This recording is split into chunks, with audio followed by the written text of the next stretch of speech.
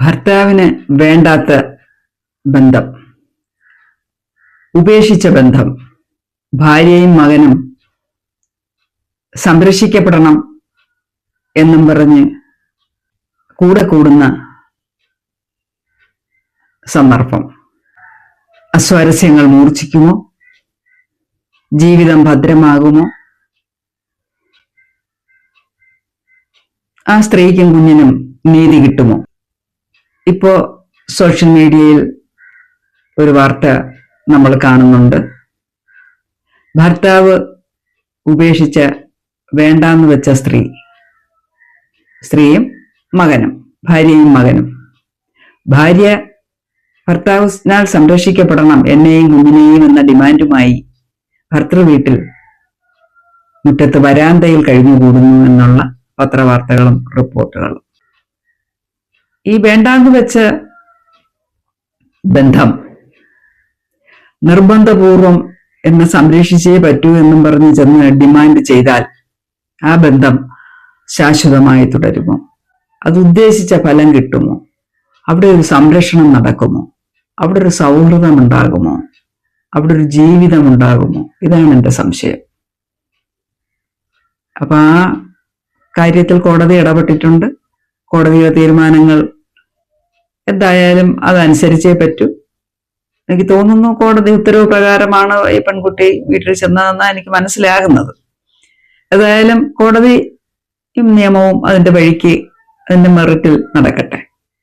ഇതിന്റെ സാമൂഹ്യ പശ്ചാത്തലം, ഇതിങ്ങനെ പോയാൽ എന്ത് സംഭവിക്കും, അതിന്റെ അനന്ത സാധ്യതകൾ, നമ്മളുടെ കൺമുൻപിലുള്ള അനുഭവങ്ങൾ വെച്ച് ഇതിന്റെ സാധ്യതകൾ എന്തൊക്കെയായിരിക്കും? ഭർത്താവ് വേറെ വിവാഹം കഴിച്ചെന്നും ഒക്കെ കേൾക്കുന്നുണ്ട്. ഭർത്താവിന് ഈ ബന്ധം തുടരാൻ താല്പര്യമില്ല.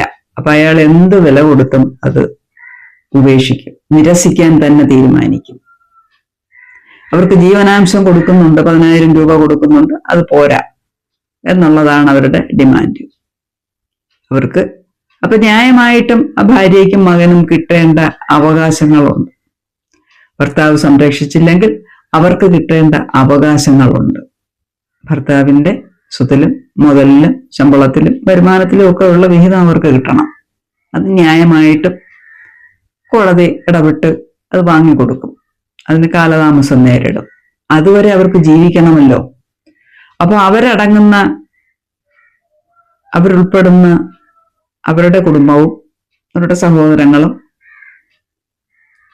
ഒക്കെ ഇവരെ സപ്പോർട്ട് ചെയ്ത് ഇവരെ ഭർത്താവിന്റെ വീട്ടിൽ കൊണ്ടാക്കി എന്നൊക്കെയാണ് വാർത്തകൾ വരുന്നത്. അതിന്റെ കാര്യമുണ്ടോ? വേണ്ടാന്ന് പറയുന്നവന്റെ കാലിൽ കെട്ടി ഈ പെൺകുട്ടി ജീവിക്കേണ്ട കാര്യമുണ്ടോ? കാലിൽ കെട്ടി വീണ് നമുക്ക് ജീവിക്കേണ്ട കാര്യമുണ്ടോ? ഞാൻ ഒരിക്കലും അതിനെ പ്രോത്സാഹിപ്പിക്കുന്നില്ല. വേണ്ടാന്ന് പറഞ്ഞാൽ ഇന്ന് വേണ്ടാന്ന് പറഞ്ഞാൽ ഇന്നലെ വേണ്ടാന്ന് പറയുക, എനിക്കും വേണ്ടാന്ന് വയ്ക്കുക. പക്ഷെ കോടതി മുഖാന്തരം കിട്ടേണ്ട അർഹതപ്പെട്ട സ്വത്തോ മുതലോ ജീവനാംശമോ അത് നേടിയെടുക്കുകയും വേണം. അത് നിയമം. പക്ഷേ വേണ്ടാന്ന് വെച്ചവന്റെ കാലിൽ കെട്ടി വീഴുന്നത് നല്ല പോളിസിയല്ല. അതിനെ പെൺകുട്ടിയെ പ്രേരിപ്പിക്കുകയും ചെയ്യരുത്. ഒരു കൊച്ചു മകനുമുണ്ട്, 10 വയസ്സോ മറ്റോ ഉള്ളൊരു കൊച്ചു കുട്ടിയുമുണ്ട്. ഈ അമ്മയും മകനും കൂടി വേണ്ട എന്ന് പറയുന്ന നിരസിക്കപ്പെട്ടിടത്ത് ചെന്ന് കാവലിരിക്കേണ്ട സാഹചര്യം ഉണ്ടാക്കിയത് ആരാണ്?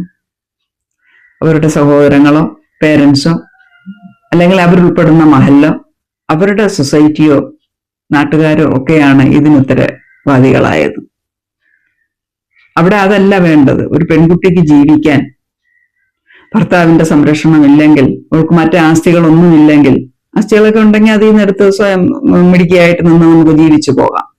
ഒരു ജോലി ഉണ്ടെങ്കിൽ അതിനൊരു വരുമാനം ഉണ്ടാകും. ആ ശമ്പളത്തിൽ കുഞ്ഞിനെയും പോറ്റി ജീവിച്ചു പോകാം. വീടില്ലെങ്കിൽ ഇപ്പൊ അച്ഛനും അമ്മയും സഹോദരങ്ങളും ഒപ്പം ഉണ്ടല്ലോ, അവർക്കൊപ്പം സപ്പോർട്ടിനുണ്ടല്ലോ, അവർക്കൊപ്പം നിന്ന് ജീവിച്ചു പോകാമല്ലോ. ഇനി വരുമാനമില്ലെങ്കിൽ, ഈ പെൺകുട്ടിക്ക് ഒരു ജോലിയില്ല, ഒരു വരുമാനവും ഇല്ല, കുടുംബത്തിനും ആസ്തി ഇല്ലെങ്കിലാണ് പ്രശ്നങ്ങളോട് ഉടലെടുക്കുന്നത്. അവർക്ക് ജീവിച്ചല്ലേ പറ്റൂ. അപ്പൊ അവരെ ജീവിക്കാൻ കരുപിടിപ്പിക്കേണ്ടതല്ലേ നമ്മൾ പേരൻസും സൊസൈറ്റിയും നാട്ടുകാരും ഒക്കെ കൂടി ചെയ്തു കൊടുക്കേണ്ടത്? അവൻ വേണ്ടാന്ന് വെച്ചു. അപ്പൊ ഇനി അവളെ കുഞ്ഞിനെയും നോക്കി വിദ്യാഭ്യാസവും കൊടുത്ത് മാന്യമായിട്ട് ജീവിച്ചു പോകണം. അതിന് മാന്യമായൊരു വരുമാനം വേണം. വരുമാനം വേണമെങ്കിൽ അതിനൊരു ജോലി വേണം. അപ്പൊ അത് ഇന്നത്തെ നമ്മുടെ നാട്ടിലെ ഏതെങ്കിലും ഒരു ജോലി, പ്രൈവറ്റായിട്ടോ കുടുംബശ്രീയോ എന്തെങ്കിലും ഒരു ജോലി നമ്മുടെ മഹല് വഴിയോ അല്ലെങ്കിൽ നമ്മുടെ സൊസൈറ്റി വഴിയോ മറ്റു സംഘടനകൾ വഴിയോ എവിടെയെങ്കിലും അവൾക്കൊരു കുറച്ച് ജോലി സംഘടിപ്പിച്ചു കൊടുത്താൽ, അതിൽ നിന്നൊരു വരുമാനം കിട്ടിയാൽ ആ കുഞ്ഞിന്റെ വിദ്യാഭ്യാസവും അവരുടെ ജീവിതവും മരുന്നും ആഹാരവും എല്ലാം വസ്ത്രവും ഒക്കെ കഴിഞ്ഞു പോകാൻ അടിസ്ഥാന ആവശ്യങ്ങൾക്കുള്ള ഒരു വരുമാനം അവൾക്ക് സംഘടിപ്പിച്ചു കൊടുക്കണം എന്നാണ് എനിക്ക് പറയാനുള്ളത്. അല്ലാതെ ഭർത്താവിന്റെ സംരക്ഷണത്തിൽ തന്നെ, അതും വേണ്ടാന്ന് വെക്കുന്ന വേറെ വിവാഹം കഴിച്ച ഭർത്താവിന്റെ സംരക്ഷണം തന്നെ അവൾക്ക് കിട്ടണം എന്ന് നിർബന്ധിച്ചു കൊണ്ടാക്കി കൊടുത്താൽ അവിടെ അപ്പോഴേ അസ്വാരസ്യങ്ങളുണ്ട്, അസ്വസ്ഥതകളുണ്ട്. ഈ അസ്വസ്ഥതകൾ മൂർച്ഛിച്ച് അവസാനം ജീവന് തന്നെ ഹാനിയാകും. മകനും ഈ ഭാര്യയും അല്ലെങ്കിൽ ഈ അമ്മയും തീരാ ദുഃഖത്തിലാവും. എന്തെങ്കിലും കശപിശ പ്രശ്നങ്ങൾ വരുമ്പോൾ, സംസാരം മൂർച്ഛിക്കുമ്പോൾ, ഇഷ്യൂസ് മൂർച്ഛിക്കുമ്പോൾ, സ്വത്തിന്മേലും മറ്റുമുള്ള അവകാശവാദങ്ങൾ മൂർച്ഛിക്കുമ്പോൾ അവൻ കത്തിയെടുക്കും. അവന്റെ മനോനില തെറ്റും. അവനെ പ്രോത്സാഹിപ്പിക്കാനും പ്രേരിപ്പിക്കാനും ആളുകൾ കാണും. പലപ്പോഴും ഈ പെൺകുട്ടിക്കോ മകനോ ഒക്കെ ജീവഹാനി നേരിട്ടേക്കാം. ആ പാട്ടിന് പോകേണ്ടതുണ്ടോ? അവള് ആരോഗ്യവതിയാണോ? ആരോഗ്യവതി അല്ലെങ്കിലും ഒക്കെ ആവശ്യമായ ട്രീറ്റ്മെന്റ് കൊടുക്കുക. അതിനൊരു വീട്ടുകാര്, അതിനുള്ള പേരൻസും സഹോദരങ്ങളും അതിനുള്ള പോംവഴിയാണ് കണ്ടെത്തേണ്ടത്. അവർക്ക് ആവശ്യമായ മാനസിക സപ്പോർട്ട് കൊടുക്കുക, ട്രീറ്റ്മെന്റ് കൊടുക്കുക, അവൾക്കൊരു ജോലി സമ്പാദിച്ചു കൊടുക്കുക, സ്വന്തം കാലിൽ. അല്ലാതെ ഞങ്ങൾ ആങ്ങളമാർക്ക് ജോലിയുണ്ട് ഞങ്ങൾ നോക്കിക്കോളാം. പലപ്പോഴും അങ്ങനെ സംഭവിക്കുന്നത്. ഞങ്ങൾക്ക് ജീവനുള്ള കാലം ഞങ്ങൾ നോക്കിക്കോളും എന്നുള്ള പോളിസി മാറ്റുക. അവൾക്ക് സ്വന്തം കാലിൽ നിൽക്കാൻ ഒരു സ്വന്തം വരുമാനത്തിന് വേണ്ട ഒരു കൊച്ചു ജോലിയോ ഒരു കൊച്ചു ബിസിനസ്സോ ഒരു കടയോ ഒരു തയ്യലോ എന്താണോ പറ്റുന്നത്, ഒരു സംരംഭം അവൾക്ക് തുടങ്ങി കൊടുക്കുക. ഒരു വരുമാന മാർഗം സ്വയം കണ്ടെത്താനുള്ള ഒരു സംരംഭം അവൾക്ക് നേടിക്കൊടുക്കുക. അവളെ അതിനെ പ്രാപ്തയാക്കുക, വേണ്ട സപ്പോർട്ട് കൊടുക്കുക, സഹകരിക്കുക. ഫിനാൻഷ്യലായിട്ട് എന്തെങ്കിലും സപ്പോർട്ട് വേണമെങ്കിൽ ഇനിഷ്യൽ സ്റ്റേജിൽ ചെയ്തു കൊടുക്കുക. അവരുടെ സംരക്ഷണം ഏറ്റെടുക്കുക. ആ കുട്ടി നന്നായിട്ട് പഠിക്കട്ടെ. ഭാവിയിൽ അവന് നല്ല വിദ്യാഭ്യാസം കിട്ടുമ്പോൾ അവനും ഒരു ഉത്തമ പൗരനായിട്ട് വളർന്നു വന്ന് അവരുടെ കുടുംബവും അവന്റെ പേരൻസിനെയും നോക്കാൻ അന്ന് ഈ സ്ഥിതിയൊക്കെ അങ്ങ് പോകും. ഈ മകന് നല്ലൊരു വിദ്യാഭ്യാസം കിട്ടി, നല്ല ജോലി കിട്ടുക, അല്ലെങ്കിൽ നല്ല വരുമാനം അവൻ കരസ്ഥമാക്കുകയോ ചെയ്യുമ്പോൾ അവൻ തീർച്ചയായിട്ടും അവന്റെ പിതാവിനെ തേടി പോകും. പിതാവിന് സംരക്ഷണം കൊടുക്കും. എന്റെ ഫാദറാണ്, എന്നെ നോക്കിയില്ലെങ്കിലും എന്റെ പിതാവിനെ എനിക്ക് നോക്കണമെന്നുള്ള അവന്റെ ധർമ്മം നിറവേറ്റാൻ അവൻ തയ്യാറെടുക്കും. അതുവരെ എല്ലാവരും ക്ഷമിച്ചിട്ട് ഇപ്പോ കാണിക്കുന്ന ഈ കോലാഹലങ്ങളിൽ നിന്നൊക്കെ പിന്മാറി ഇപ്പൊ നമുക്ക് വേണ്ടത് കോടതി ഉത്തരവ് പ്രകാരം അവൾക്ക് കിട്ടേണ്ട അവളുടെ ജീവനാംശം, സ്വത്തിലും മുതലിനും വരുമാനത്തിനുമുള്ള അവൾക്കും കുഞ്ഞിനുമുള്ള അംശം അത് നേടിയെടുക്കാൻ അതിന് കോടതി കേസുണ്ടാവും. കേസ് അതിന്റെ മെറിറ്റിന് അത് വാദിച്ച് അവർക്ക് നേടിക്കൊടുക്കും. അതിന് സമയമെടുക്കും. അതുവരെ അവർക്ക് ജീവിച്ചേ പറ്റൂ.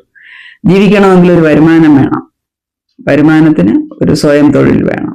സ്വയം തൊഴിൽ എന്ന് പറയുന്നത് നമ്മളെ സഹോദരങ്ങളോ പേരൻസോ അല്ലെങ്കിൽ സൊസൈറ്റിയോ അല്ലെങ്കിൽ ജമാഅത്തോ മഹല്ലോ ഇടപെട്ട് ഒരു കൊച്ചു സംരംഭം അവൾക്ക് തുടങ്ങി കൊടുക്കുക, സപ്പോർട്ട് ചെയ്തു കൊടുക്കുക, അതിനൊപ്പം ഫൈനാൻസ് ചെയ്തു കൊടുക്കുക.